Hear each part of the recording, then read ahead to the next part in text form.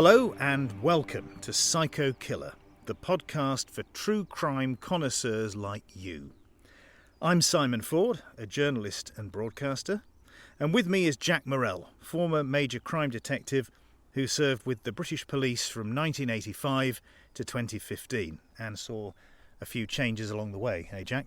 Yes, we've come to Derbyshire, a rugged county nestled between Manchester, Birmingham and Sheffield. And specifically, we're in the Peak District, the first of Britain's national parks. It's a dramatic landscape that draws climbers and walkers from all over the world. The Dark Peak is all gritstone cliffs. That's the rock they use to make millstones. Then there's the White Peak, where steep limestone dales are cut into the landscape. Roughly 360 million years ago, this area was covered by a shallow tropical sea, as Jack well remembers. Cheeky sod, get on with it. I couldn't resist that, mate, sorry. We're at Eastmoor, a village on the Baslow Road, just outside Chesterfield. A town built on coal mining and known for its church with a twisted steeple. You see, there are cases everyone knows about. The Yorkshire Ripper, the Golden State Killer, or Jeffrey Dahmer. And then there are the others, dozens of them, no less appealing, that true crime aficionados seek out. And this is one of those cases. A horrible crime from the late 1970s that's known by the name of the place where it happened.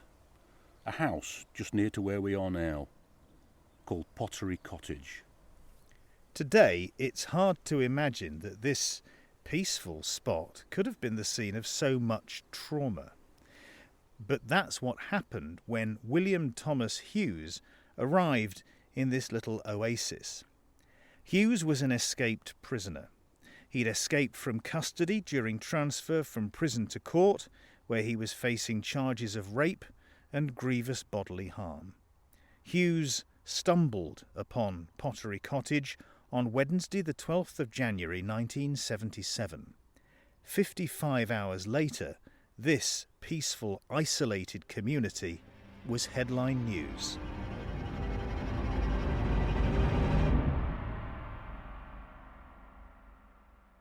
William-Thomas-Hughes came into the world on the 8th of August 1946 in Preston, Lancashire, the first of 6 children born to Thomas Hughes and his wife Mary. Young William had little interest in his education. His academic performance was poor. He was prone to antisocial behaviour and petty criminality from a young age. His first arrest for theft was at the age of 14. He left school at 15 but never settled into work, moving from job to job. Hughes's escalating criminal behaviour resulted in spells in approved school, Borstal and, ultimately, prison.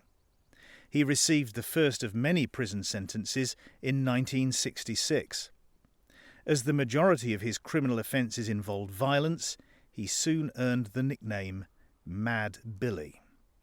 In 1972, aged 25, William married Jean Nadin. Jean was a single mum from Blackpool.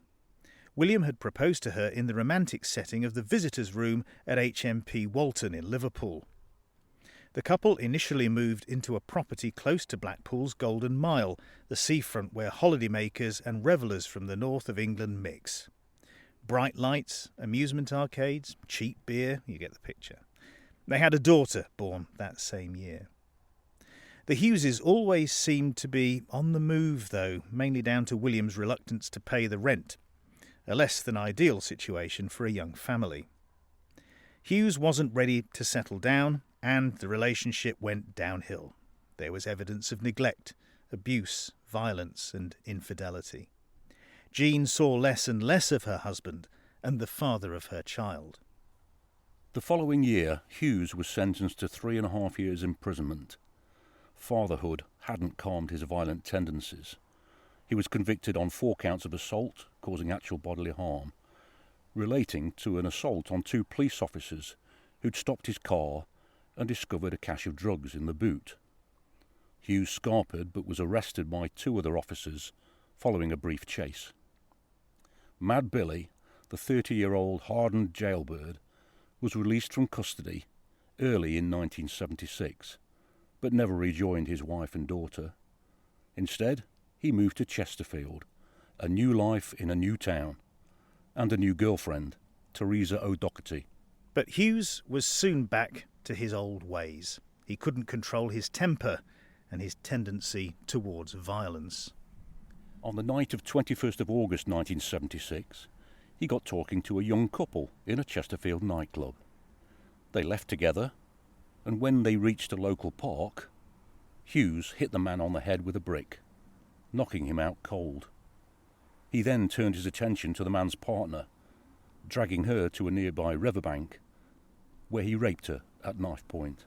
Following a public appeal, police received an anonymous tip-off, and Hughes got that 6 o'clock knock at the door. The detectives had their man, and he was charged with more crimes of violence, namely wounding with intent and rape. This time, Hughes would get to know the inside of another prison. He was remanded in custody to HM Prison, Leicester, a Victorian copy of a Gothic castle. The prison has wings radiating from a central hub. You know the story, those old-fashioned prisons. Those wings contained cells arranged along landings stacked 3 stories high. But it would be easy bird for Hughes. He'd done it many times before. He wrote letters to Teresa from prison, probably professing his innocence and expressing his love for her, telling her of plans for nice holidays together. You know the routine, we've seen it all before, haven't we, Jack? Teresa wasn't buying it, though. She'd had enough of William Hughes. She ended their relationship and moved to another address in Chesterfield. Letters from Hughes started to pile up on the doormat of their old home, never to be answered. Despite his extensive history of violent behaviour, the prison labelled Hughes as Category B. Now, according to the prison service, Category B refers to prisoners for whom the very highest conditions of security are not necessary, but for whom escape must be made very difficult. You might wonder why Hughes wasn't put in Category A, the class for prisoners on trial for or convicted of murder, manslaughter, wounding with intent, and rape. Nevertheless, Cat B it was, and HMP Leicester put Hughes to work in the kitchen, where in December 1976 he helped himself to a 7.5-inch boning knife. Whatever his intention was at the time, he managed to conceal the knife inside the base of the mattress in his cell by cutting a small tear in it. Despite a search of the cell, prison officers didn't discover it. During his time at HM Prison Leicester, Hughes didn't display any unusual behaviour or give any cause for concern. There was already a prison service file on Hughes that stated he was of a violent nature and may attempt to escape. This document, though, along with the full record of Hughes' previous convictions, took some time to arrive at HMP Leicester. Is that normal, Jack? Even in 1976, before computerisation, if they'd known more about him, might they have been not so keen to have him peeling spuds? Yes, it is normal. The movement of manual records around the system takes time. I guess it's a bit like us moving home and signing on with a new doctor. It would take several days, if not weeks, for the records to be transferred. And don't forget that Mad Billy's other spells in prison were in the Lancashire area, so the prison officers in Leicester had probably never come across him before. He was a new face on the block, and he knew the score. If he kept his head down, he'd be left alone.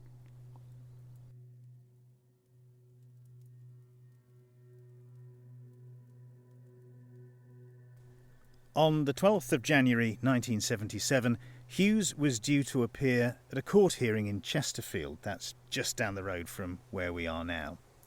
That morning, Teresa got a telephone call at her new address. When she answered it, she was shocked to hear Hughes on the line.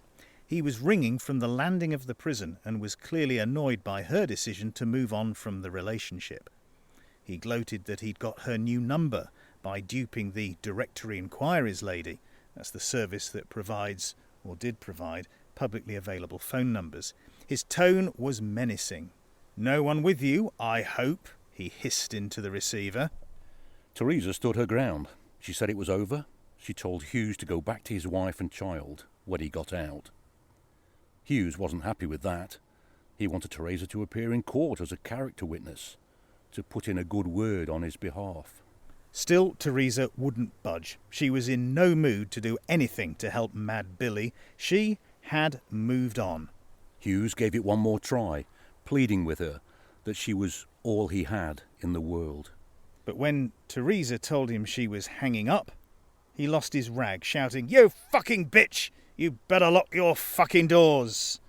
And then he put the phone down and calmly entered the prison kitchen to perform his assigned work duty of washing cutlery before his trip to Chesterfield and that court appearance. Later that morning, Hughes was taken from the prison wing to the gate and handed over to prison officers Sprintall and Simmons, who were assigned to escort Mad Billy to Chesterfield Magistrates' Court. They frisked him and handcuffed him to Officer Simmons. Simmons and the prisoner got into the back seat of a taxi, and Sprintall joined the driver in the front. Hang on a minute, Jack. They were taking him from Leicester to Chesterfield, about an hour's journey in a taxi. What happened to the prison van, Serco or Group 4 or whoever? Well, yes, it does sound odd in today's world. I don't think it was until the 1990s that the responsibility for prisoner escorts was contracted out to private companies. The availability of secure vans was limited, to say the least. In my early service, on night shifts for instance, we were often required to move prisoners to the cells at the courts so that they were ready for an initial remand hearing. Mm-hmm. We would use whatever vehicle was available to us, albeit not a taxi. The prison service was no different. The approved method of securing the prisoner would have been to have searched them and handcuffed them. Wow. Well, anyway, the taxi left Leicester and joined the M1 motorway for the 55-mile journey north. The weather was bad, to put it mildly. It had snowed and there were traffic jams everywhere. Hughes engaged Simmons in small talk. Then, as the taxi crawled past a sign for trowel services, he said he needed to use the bathroom. So they pulled off the motorway and escorted Hughes to the lavatory. Hughes insisted he needed to use a cubicle, and of course he couldn't do that handcuffed to Simmons, so off came the handcuffs, in went Hughes, and as the lavatory flushed, he discreetly retrieved the boning knife which he had hidden on his person. Out he came, meek as a lamb, and back on went the handcuffs. Everyone was relieved, so to speak.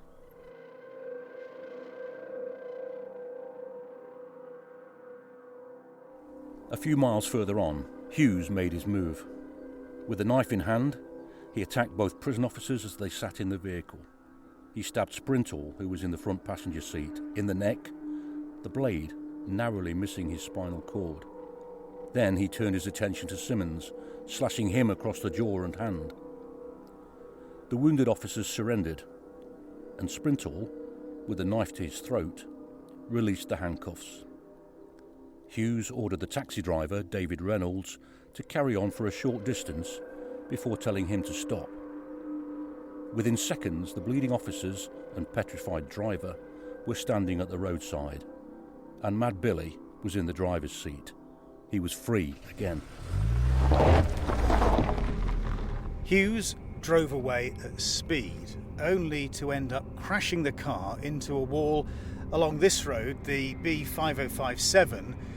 Whatever he'd planned to do, he was now doing it on foot, and his first thought was to get off this road. Yeah, and this area would soon be teeming with police, and he's got two options, go left or right. We know he went right because he went over Beely-Moor, and as we can see now, you've got fields, you've got undulating hillside, but it gradually rises quite significantly and becomes quite remote, like the roads we've just come up. It would be another hour before the police located the abandoned taxi. The immediate search was led by Chief-Inspector-Peter-Howse. At the scene, police dogs were unable to pick up a scent. The heavy snowfall had already concealed any footprints, and there were no witnesses to the crash itself, as the roads were largely deserted because of the atrocious weather. The police immediately established a search radius to encompass local isolated properties, farms and outbuildings. But there weren't enough bodies to thoroughly search every property in the area, so police focused on the most vulnerable, 256 of which were checked in the first few hours, but to no avail.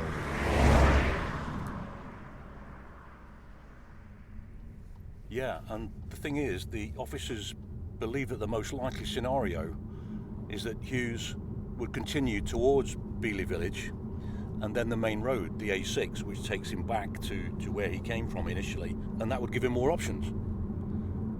They thought it was unlikely that we had headed out into the open moors in such conditions. And you see, Hughes had done exactly that. He'd made his way over 4 miles of exposed moorland in the teeth of a blizzard. He'd headed north across frozen fells, and it was 2 hours later, 2 hours, when he reached Eastmoor.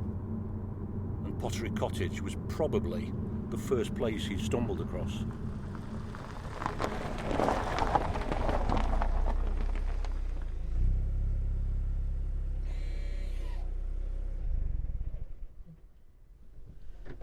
Right, well here we are, Eastmoor. There aren't many signposts to it, are there, Simon? But there's one on one of the back roads, which so we haven't quite reached the main road, have we yet? But we're quite exposed up here, aren't we? It's a really exposed spot, and remember, we're here in the middle of June in high summer. Imagine what this would be like in the winter, in the teeth of a howling gale. Yeah. In the teeth of a blizzard, even in those whiteout conditions. It would have been bleak, to put it mildly.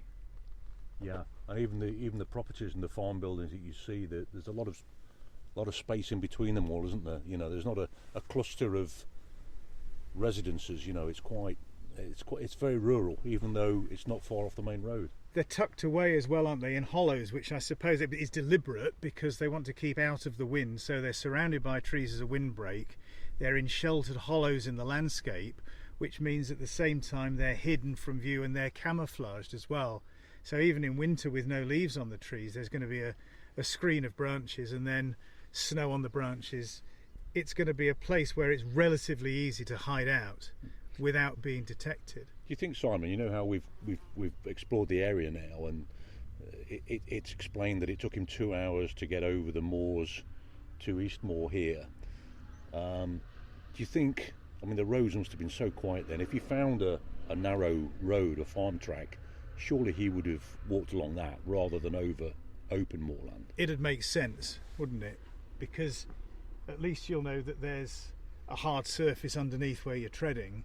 There'll be some kind of trackway that will lead you in a particular direction. It will take him somewhere. It would take him somewhere, rather than potentially walking around in circles, becoming disorientated in open country. Absolutely. So I think it's more likely that he found a road, maybe even saw a signpost sticking up above a snowdrift, and then followed that, took his bearings from that. Exactly. And if there was a vehicle out there, he would see or hear it a mile off, and take action, you know, and hide behind a wall.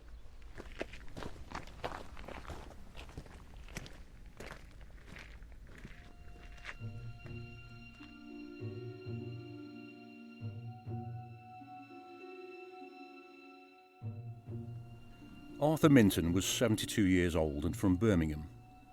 His wife, Amy, was originally from Chesterfield. She was 5 years younger than Arthur, and they'd been happily married for 45 years. The couple had 2 daughters, Barbara and Gillian. The Mintons had run a grocery shop in Acots Green, Birmingham, until Arthur hung up his apron, and they'd retired to Derbyshire for a quieter life. Gillian and her husband, Richard-moran, lived with them at Pottery Cottage, in a different part of the house, behind a sliding door. It was a slightly odd arrangement, but it suited them. Both Jill and Richard were in their 40s. Richard-moran was originally from Kilmaganny in Ireland and had served in the Irish Army. Jill grew up above the family shop in Acots Green.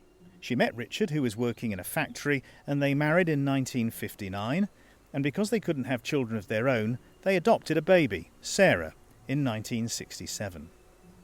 Now aged 10, Sarah loved the Dales and the little village school where she got excellent reports. Richard was a sales director for Brett Plastics in Chesterfield, and Jill was a secretary for a firm of accountants.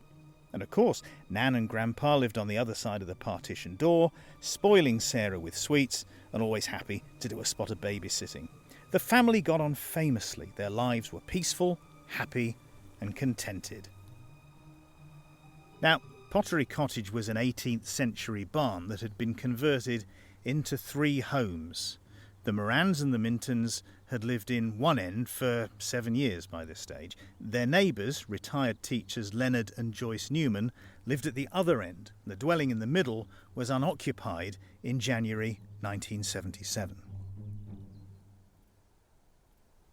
Hughes walked in through the Mintons' back door, armed with 2 axes he'd stolen from the shed. He got straight to the point. He told the retired couple he was on the run from the police, that he'd stabbed 2 prison officers, and he needed to lay low until nightfall. He assured the Mintons that if they cooperated, he wouldn't harm them.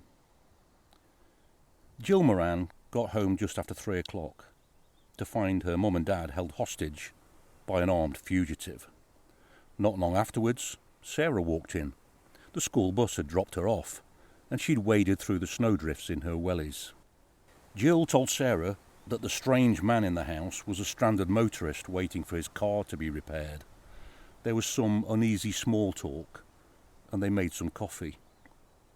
Sarah, initially believing her mother's claim, sat on the floor and began sewing, before she and her grandfather went into the annex to watch TV. We've learned that Hughes' behaviour in those initial hours was described as calm, creating an almost domesticated scene. His manner was friendly, but he knew that Richard-Moran would be home soon, and he was a younger man, maybe offering a physical threat.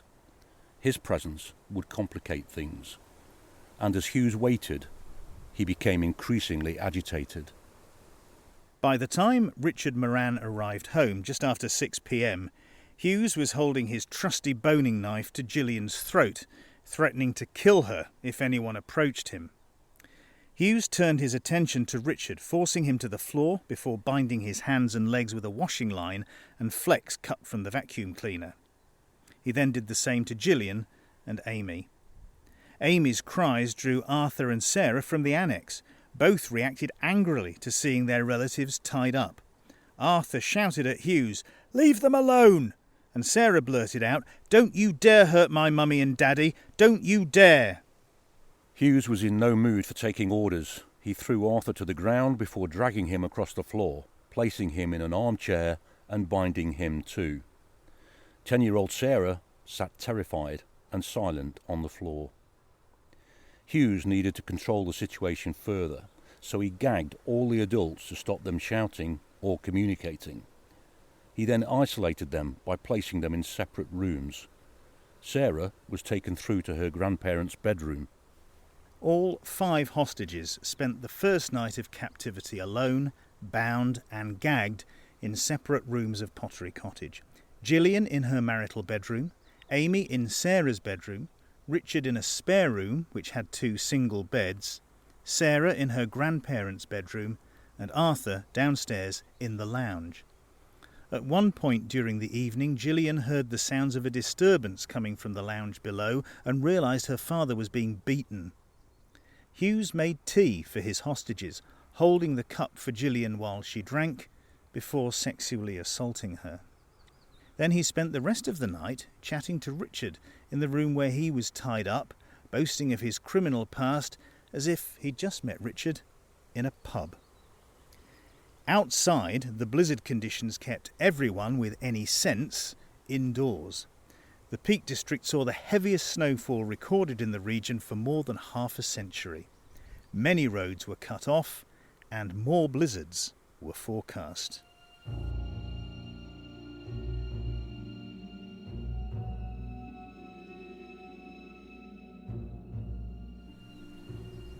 At 7:30 the next morning, the council lorry arrived to empty the septic tank. Gillian was sent outside to greet the workmen and told to act normal, with the rest of the family held hostage.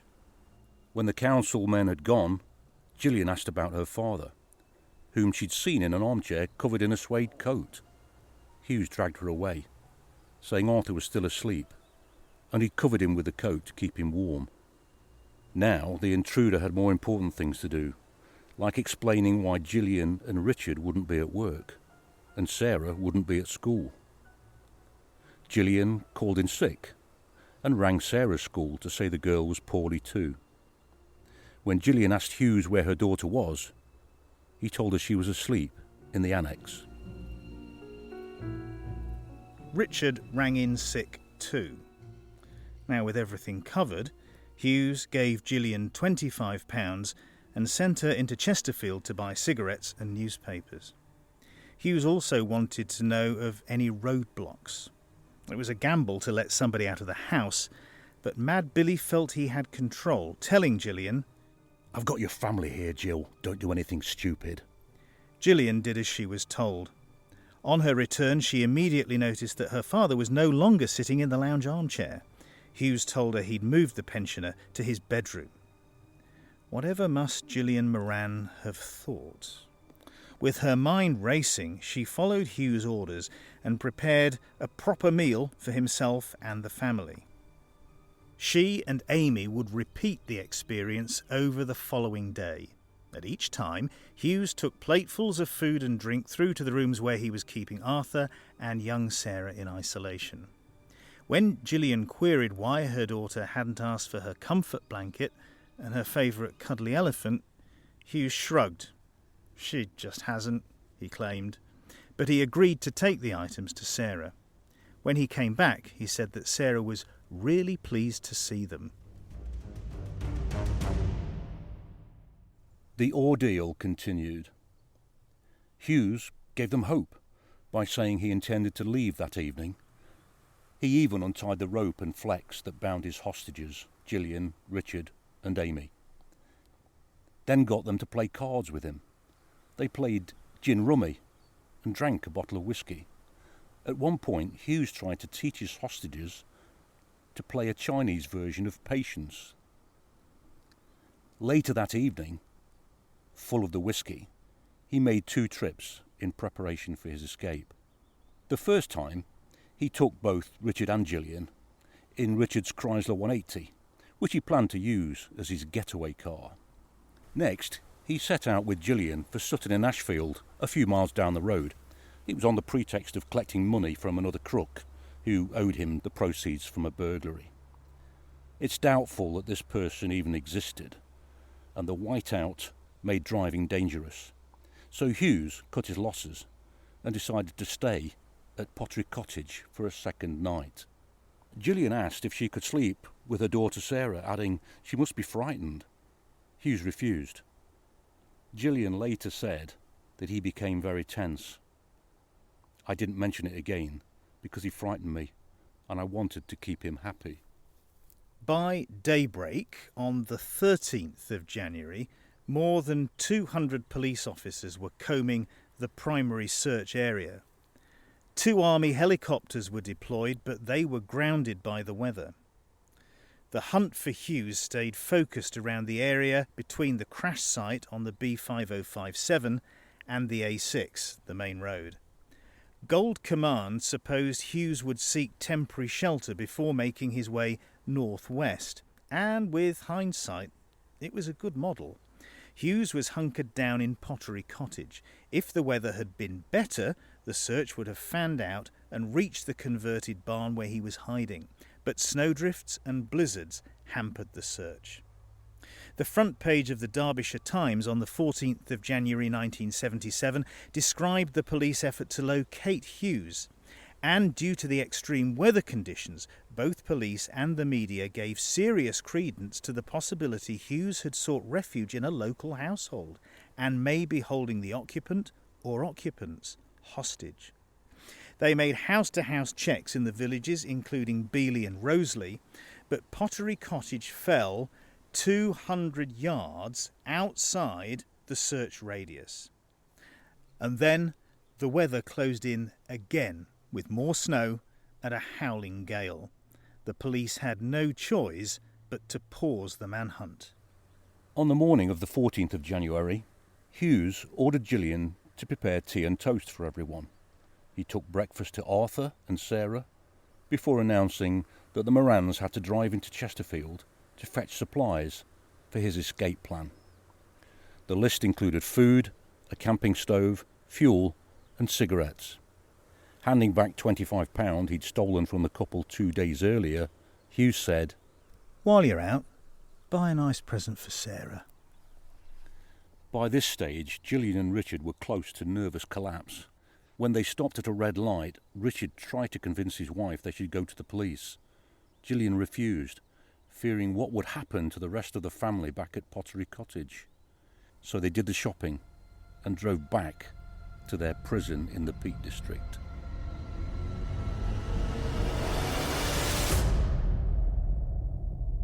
Hughes spent much of the remainder of the afternoon preparing to leave. He again took plates of food and other items through to the grandparents' bedroom for Sarah and the downstairs annex for Arthur, occasionally relaying conversations he claimed to have had with Sarah. Around 6 p.m, Hughes announced almost everything was ready for his escape, but he needed more money.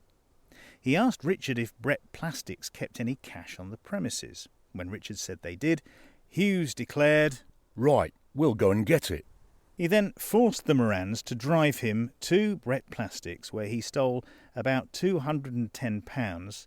That'd be, £1,600 today from the safe. And then they drove back to Pottery Cottage, where Hughes tied up Richard, loaded up the Chrysler and took Gillian with him as a hostage. Insurance, you might say, promising to let her go once he was well on his way. Hughes set off with Gillian bound on the back seat, but he turned back after a few miles, saying he'd forgotten a map. Leaving Gillian in the car, he went into Pottery Cottage, took a boning knife from the kitchen drawer, and stabbed Richard and Amy to death. Now, remember, Pottery Cottage was an 18th century barn that had been converted into 3 homes.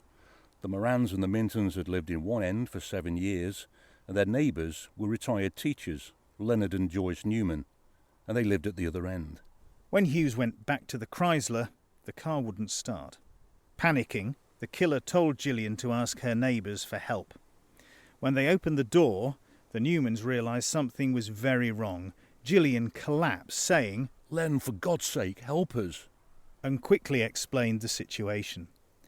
The Newmans didn't have a phone, so they drove to the nearest phone box and dialed 999. Hughes was furious.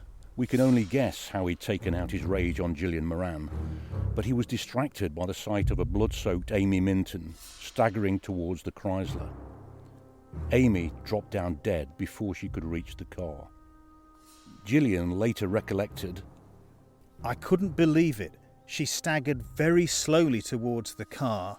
I could see Mum lying on her back in the snow. I was petrified. I was at my wit's end." Hughes then dragged Gillian out of the car, saying the two would have to make a run for it. They went to the home of another neighbour, mechanic Ronald Frost, who quickly smelled a rat. While he tinkered with the Chrysler, his wife Madge was phoning the police.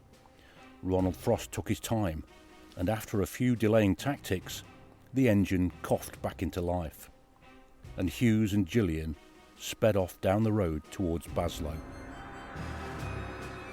By this time, around 9 p.m, a police armed response team was at Pottery Cottage.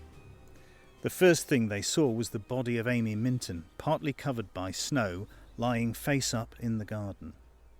Inside they found the body of Richard-Moran, still bound and lying face down on the landing.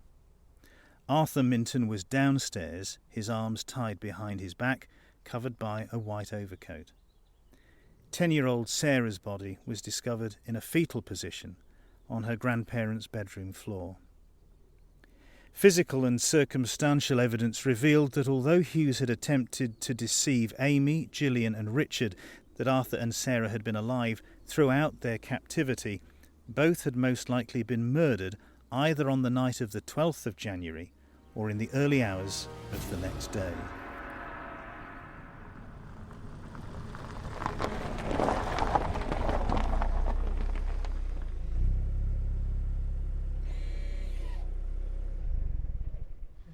Driving up here in a four-wheel drive vehicle is easy these days, but if you imagine in 1977 in an old Chrysler 180 rear-wheel drive saloon car, but you're traversing roads like this in blizzard conditions, in icy conditions, just going backwards and forwards to Chesterfield would be arduous enough. Exactly. But you imagine trying to escape a police manhunt at the same time. Yeah, there goes a Range Rover, and he wouldn't have any trouble now in 2023, but in 1977 in an old rear-wheel drive saloon car, it'd be like driving a Dodge, wouldn't it? Yeah.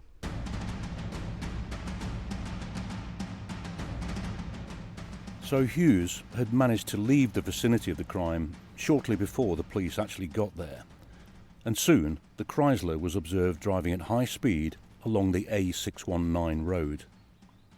Numerous police cars soon caught up with the vehicle, and so began a high-speed, multiple-car chase across Derbyshire via Chapel-on-the-Frith and into Cheshire.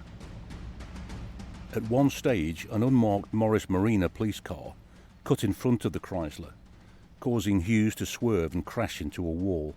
The officers from the Morris ran towards the wreck. Hughes threatened to kill Gillian if they came any closer, then hijacked the police car and drove off at high speed again, leaving the two coppers at the roadside.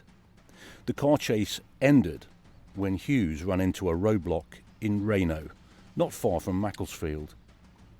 The police had parked a bus across the main road through the village, and Hughes tried to swerve around it and lost control. The Morris went into a spin, crashing through a road sign and into a dry stone wall. As the pursuing police cars surrounded the crashed Marina, Hughes held an axe above Gillian-Moran's head. He said he'd kill her unless the police gave him another vehicle. Chief-Inspector-Peter-Howse led the hostage negotiations, even offering himself as an alternative hostage if Hughes agreed to release Gillian. A getaway vehicle was provided midway through the standoff, but Gillian, virtually catatonic by this stage, refused to move. All the while, firearms officers were moving into position, waiting for a clear shot and the order: green, green, green. After roughly 50 minutes of negotiations, Hughes' patience snapped. He screamed, "Right, your time's up!" and swung the axe at Gillian's head.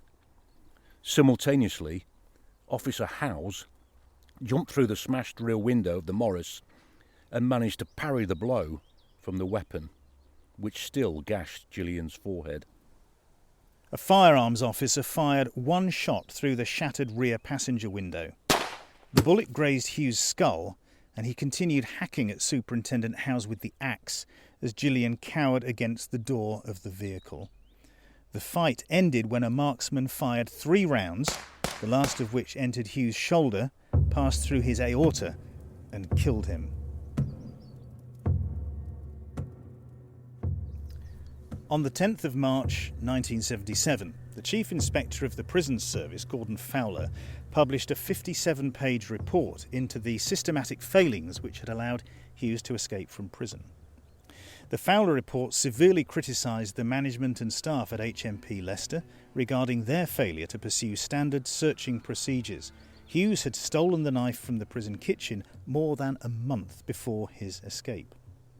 Fowler criticised the procedural search methods used before prison transfers, recommending obligatory strip searches in all future cases. He also highlighted the lack of information given to the prison service by the police about the danger Hughes presented to society. In short, he should have been a Category A prisoner all along. And then there was the breakdown in communications between different prison departments, which had left Hughes' records incomplete. Gordon Fowler concluded, "The information sent to the prison by the police and other agencies, while Hughes was on remand, was not enough to identify him as the person prone to extreme violence or as a potentially dangerous psychopath. Fowler made 17 separate recommendations to be implemented with immediate effect, all of which the then Home Secretary Merlin Rees accepted. Despite the many shortcomings exposed by the Fowler Report, no disciplinary action was brought against any member of the prison staff or management. The failures were deemed to have been systematic and not the fault of any individual. Derbyshire Constabulary didn't come out of it smelling of roses either. They were criticised for assuming Hughes would be heading northwest and concentrating their search on routes leading from Chesterfield to Lancashire.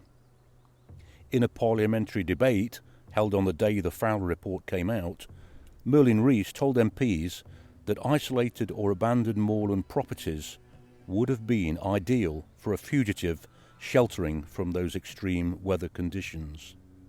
Although police searches had extended to farm buildings in the Eastmoor area, Pottery Cottage was not searched, in part because, by all outward appearances, the cottages were occupied by their usual residents and life was continuing normally.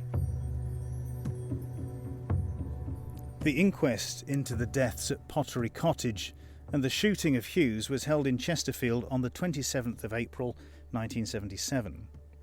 The two police officers who shot Hughes testified they'd opened fire to protect the life of his hostage.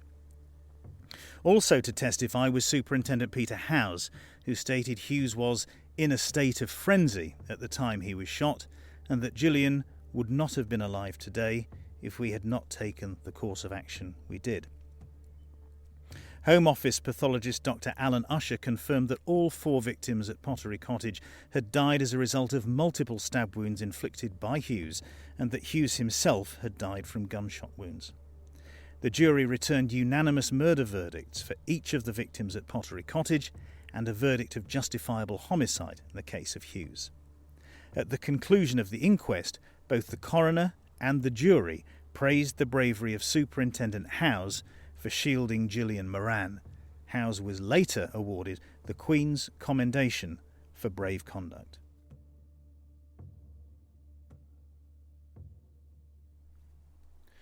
The shooting of William-Thomas-Hughes was the first time an officer from Derbyshire Constabulary had fatally shot a suspect, and it was the first case where British police had shot dead an escaped armed and dangerous prisoner.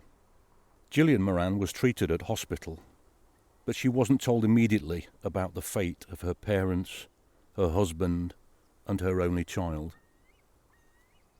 Richard and Sarah-Moran and Arthur and Amy-Minton were buried at Brimington Cemetery, Chesterfield, on Friday the 21st of January 1977. More than 100 mourners attended, and Gillian and her sister Barbara were driven to the funeral service in a black Daimler with a police escort. The women switched cars midway to distract the paparazzi. The media interest was intense. On the day of the funerals, a TV crew interviewed Teresa O'Doherty, the murderer's ex. "All I can say is I wish to God it had been me and not that family," she told the reporter, adding, "I really mean that."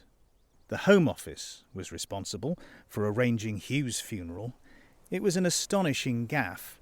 They proposed burying him in Chesterfield, albeit at a different cemetery.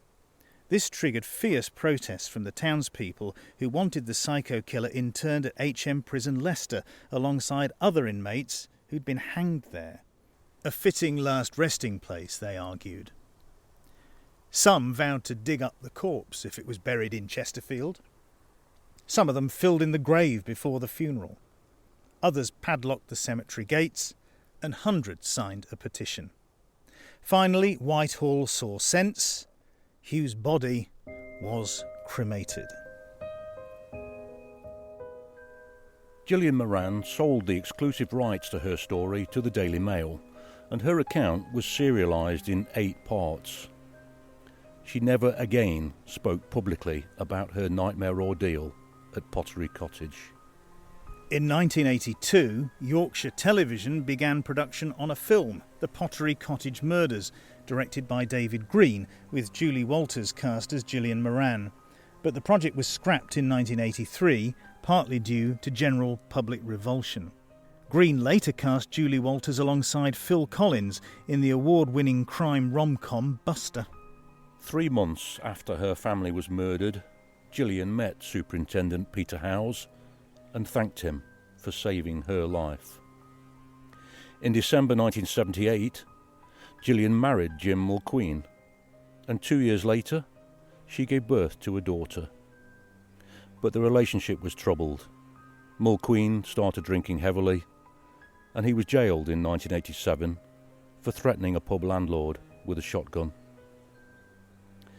Alan Nichols, the marksman who shot William Hughes dead, died in 2009.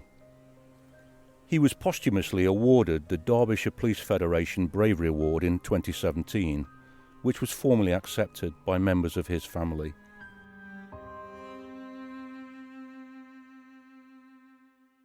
There's no doubt in our minds that William-Thomas-Hughes was a psychopath, a nasty piece of work from the start, bad to the bone. You know, just a cursory glance at Hare's revised psychopathy checklist sees his score whirring upwards. Hughes acted without conscience, he showed no remorse, he was deceitful, he feigned empathy. To say he had poor behavioural controls is the understatement of the century. He was never far from violence and he used lethal force indiscriminately. So, what is a high enough PCLR score to warrant a diagnosis of psychopathy? Most people in the general population would score less than 5 on the PCLR, whereas the average score for a male or a female criminal is about 22 or 19, respectively.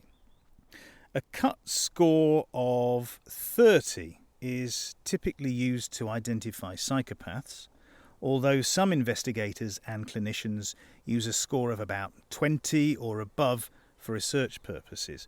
By our reckoning, Hughes was at the top end of the scale, close to the maximum of 40. For sure, and we don't have any qualifications in this area, well, apart from 70 years combined experience investigating major crime and reporting on it.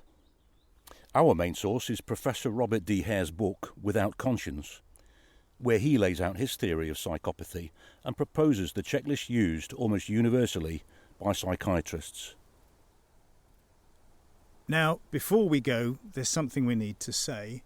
We'd like to extend our condolences to the families of Barnaby Webber, Grace O'Malley Kumar and Ian Coates. Their lives were taken from them in our home city of Nottingham, a place that we both treasure, don't we, Simon? Absolutely, yeah. I was a copper there for much of my career, and the people of Nottingham are some of the finest people in the world. Our hearts go out to them. Thanks for listening, and goodbye from Derbyshire. Goodbye.